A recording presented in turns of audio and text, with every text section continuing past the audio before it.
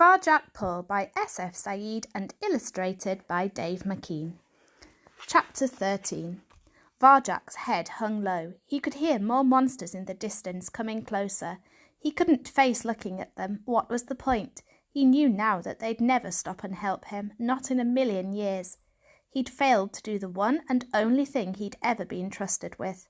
What good was he to anyone? Julius was right. He was no Mesopotamian blue and never would be.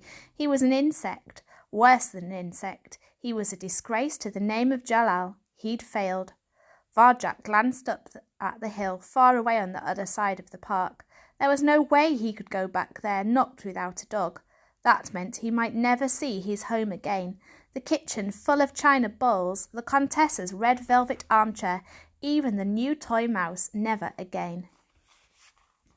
He slunk into an alley that led away from the monsters, away from the hill, away from his memories of home. This alley was narrow and dark with the shadows of the night.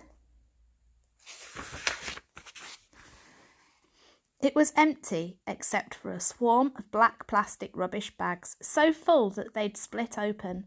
Ruined food seeped out of the bags like blood from a wound. The ground was slippery with scraps, soggy bread, slimy fruit discarded and decaying in the dirt. Somewhere in the distance, almost buried by these smells, was the tang of meat. Varjak's stomach grumbled. It had been so long since he'd eaten. He remembered insisting to mother and father that he wanted to hunt like Jalal. He laughed bitterly at the memory. It was easy to talk about hunting, but to actually do it? Him, the coward who couldn't even stop a dog? Varjak, who'd disgraced his whole family, a hunter like his famous ancestor? No. An old scrap of meat was all that he was good for, all that he could get. Varjak followed the scent. His awareness led him along the alley and over a wall. He came down into the most desolate place he'd seen. It was an enclosed courtyard. The sky was hidden here. He'd lost the moon and the stars. He could see nothing but big concrete tower blocks looming all around. Every door and window was shut, as if the people inside were trying to keep something out. This place made him nervous. The blocks would be possible to climb. Their walls were smooth and sheer. If something went wrong, if there was trouble, he could easily be trapped. The only way out was the way that he'd come in. Still, at least it was shadowy. There were plenty of places to hide, and it was quiet. All he could hear was the muffled rumbling of the city in the distance. The smell of meat was potent in this barren place. With grim precision, Varjak tracked it to a metal bin that clanked in the corner, helpless on its side in a murky pool of rain. Something brushed against his shoulder. Varjak gasped, ducked, swung around. What was it? No one there, just a rustling sound. A plastic bag, caught by the wind, was circling him as if it was the hunter and he was the prey. He let out his breath, told himself not to be so nervous, and turned back to the bin.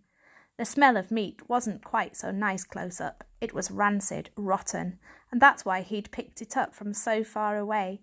His nose wrinkled. This wasn't how he'd imagined life.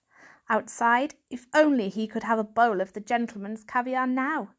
But this was all he deserved. Varjak moved towards the bin, and the world erupted into violence. Out of the shadows, there's perfect hiding places. 5 fully grown tomcats sprang. Not one of them wore a collar. Varjak put up his paws to defend himself. They were too fast. In a vicious blur of speed, they slammed him to the ground and pinned him there.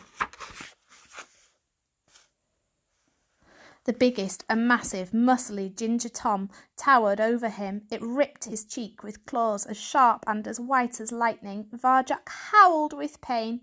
"These are our bins, sonny," yelled the ginger, "and don't forget it."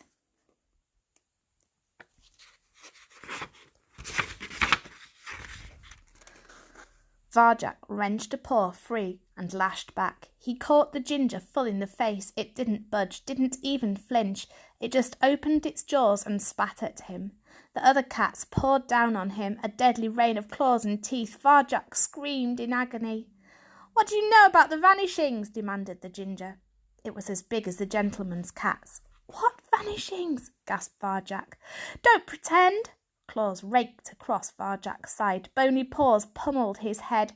He clenched his eyes tight and curled into a ball. Off in the distance he could hear a siren wailing. This was it. This was the end. He was going to die alone in this lifeless concrete place, and no one would ever know. A sense of relief washed through him. He was glad it was over. He didn't want to live any more. He didn't deserve to live, not after he'd let everyone down. Already it seemed very far away, like it was happening to someone else. His body felt cold and weightless, as if from a great height through a curtain of pain he could hear voices talking. He wondered vaguely whose they were. "Leave him alone, Ginger," a gravelly voice. "Well, look who it is. Friend of yours, is he, Holly?" "Leave him. He doesn't know anything." "Ha! He'll learn." Something crunched into Varjak's ribs. Purple pain seared through his body and faded into black.